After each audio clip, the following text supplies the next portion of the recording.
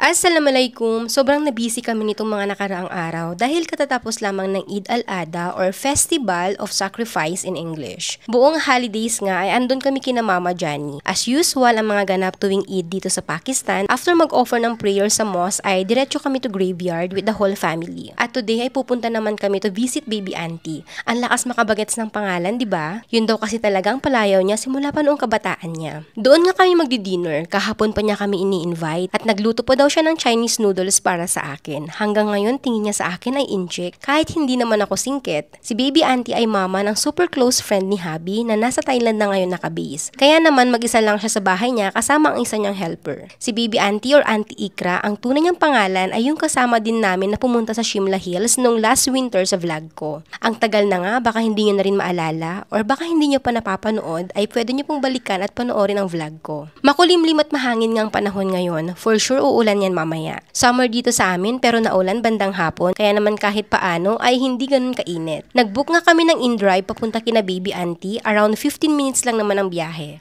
Napakaaga pa pero ayan ang kuya, papikit na. Nadaanan din namin ng mga Pakistaning kabataan na naglalaro ng cricket sa bakanteng lote. Yan ang libangan ng mga Pakistaning kalalakihan. Kung sa atin ay basketball or volleyball, dito naman sa Pakistan ay cricket at football. Isama mo na rin ang paglalaro ng ludo. Dito sa Bilaltaw ng bahay ni baby auntie. At dito sa amin sa Abbottabad, matatagpuan din ang Pakistan Military Academy. Napakalaki nga ng area na sakop nito na ilang beses ko na rin nababanggit sa mga vlogs ko. Nakarating na nga kami sa lugar ni auntie at sa second floor siya nakatira dahil pinaupahan niya na rin ang first at third floor ng bahay niya dahil nga sa mag-isa lamang siya. Sabi ko nga, bakit hindi siya sa first floor nang hindi siya mahirapan akyat baba sa hagdan? Pero ang baby auntie ay napaka-active kahit may edad na at gusto daw niya yan para exercise na rin. Isa pa, maniwala kayo o hindi, nag-travel pa yang mag-isa at sa malalayong lugar. At isa din sa reason is, mababa ang area na ito ng Abbottabad kaya naman nabaha kapag sobrang lakas ng ulan. Sa pintuan pa lang ay nakatayo at naghihintay na siya sa amin. Wala din palang kuryente ngayon, mabuti at may UPS si auntie. Sabi ko, tutulong ako sa kusina pero sabi niya maupo lamang daw kami at halos ready na lahat. Habang nakaupo at waiting to serve the foods, napansin ko yung si Bunso at pinakita kay Habi ang mga sugat niya gawa ng aksidente sa bike. Pirmi madgamin tibangad na dayto yung ubing. Pinakatago-tago nga niya yan, pero ngayon ay pinag-short ko siya kaya nalaman ng ama. Si Habi na palaging huli sa balita dahil sobrang busy din sa work. Hindi ako makatiis kaya naman pumasok na ako sa kusina ni baby auntie para tumulong sa kanila. At naabutan ko nga si Baji or elder sister na ngayon ko lang mamimit dahil bago. Nagpiprito ng chicken na minarinate daw ni auntie overnight. Amoy pa lang, sobrang sarap na. Nagpaturo nga ako sa kanya ng marination recipe. May shami kebab din na gawa mismo ni auntie. Kapag may ganitong bisita si baby auntie talaga ang nagpiprepare. Nagpapatulong na lang siya sa pagluluto. Syempre, hindi mawawala ang rice kapag kami ang napunta dahil nga rice is life talaga sa akin. At natatawa daw siya kapag naaalala daw niya ang linyahan ko. Siya pa ang naghihiwa niyan, sabi ko nga na ipaubayan na sa amin pero ayaw talaga niya. Yan, pinakita pa niya sa akin ang chow mein noodles na niluto niya para sa akin kahapon pero hindi nga kami natuloy. Naprito na ang chicken at may pag-garnish of lemon and coriander pa ang nilagay ang lola nyo. Kaya gustong gusto ko itong si baby auntie at nanay na rin ang turing ko sa kanya dahil grabe ang pag-aasikaso niya sa amin. Pangatlong anak na nga daw niya si Habi. Nanonood nga lang ako at nakikipagtsikahan. Ako na rin ang naglagay ng kanin sa plato nung umalis si baby auntie saglit. Amoy pa lang ng lahat, sobrang nakakagutom na. Hindi talaga kami nagmerienda para makakain kami ng madami ngayon. Gustong gusto kasi ni auntie na maubos lahat ang mga niluluto niya para sa mga bisita. Hindi na kami sa dining table kumain at fuse daw pala ang ilaw doon. Kaya dito na kami sa drawing room. At yan, may paandar ang lola niyong sosyalin. Hindi na bago to sa akin. Sabi ko ilatag na lang lahat sa center table pero mas okay daw kapag ganitong nakalagay sa food trolley. O diba? Sabi ni baby auntie ay magsimula na daw kaming kumain at wag na siyang antayin dahil may biglang tumawag ang kanyang anak na nasa Dubai. Lalamig na daw ang pagkain kaya umpisahan na. Diet din si auntie kasi nga nagma-maintenance din siya. Napakasarap nga lahat ng inihanda at si Baji nga ay tinatawag namin pero busy pa siya sa kusina. Yun pala, may niluto pa si auntie at tinatapos lamang niya. Beef salen. Buong linggo ata kaming mag-uulam ng beef neto gawa ng sa Eid al-Adha. Sobrang sarap at hindi spicy kaya naman ang dami talaga naming kain. Syempre, tinanong ko ulit ang recipe. And last, meron ding pa-dessert, hindi yan mawawala. Ang famous na saweya sweet dessert ng Pakistani with dried fruits.